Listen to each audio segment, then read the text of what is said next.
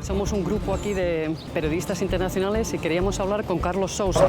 Quería comentar sobre la crítica que su empresa está ayudando a la gente para nada. De evasión fiscal. Nada más quiero que sepan que aquí está claro, está muy claro, nosotros no lavamos dinero, no aceptamos dinero, no tomamos dinero y eso es lo único que les puedo decir.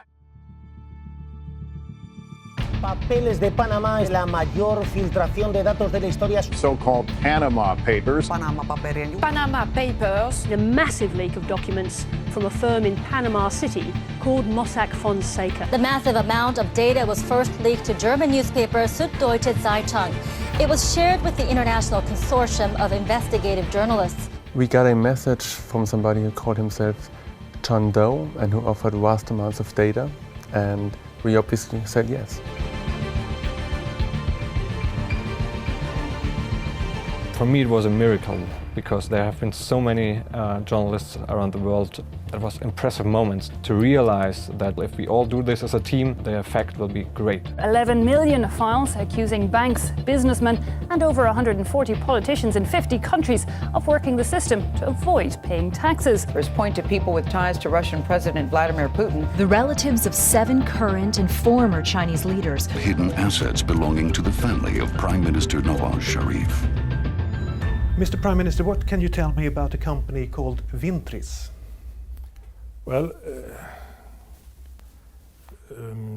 it's a company, if I recall correctly, which is associated with one of the companies that I was on a board of. And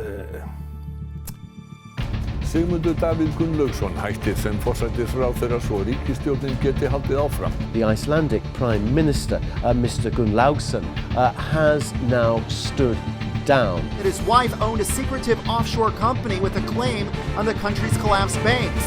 Panama Papers was a story that fundamentally outraged people from dozens of countries across the world. Does he realise why people are so angry? Much of this could have been avoided if our country hadn't been ripped off by the super rich refusing to pay their taxes. We saw not only politicians get up and address Panama Papers in Parliament, we saw protests in Iceland, in Malta, in Sierra Leone and in Pakistan. It was a kind of, an earthquake of high intensity. It jolted the country, jolted the politics. Feedback was tremendous. Since Panama Papers, almost 80 different countries have launched almost 150 audits, investigations, prosecutions and arrests. The law firm Mossack Fonseca has continued to deny any wrongdoing. Earlier this year, the 2 founders of the firm, however, were detained in Panama as part of ongoing inquiries relating to money laundering offences. Are the Panama Papers and other revelations just a tip of a large iceberg? We are not looking at taxes here only.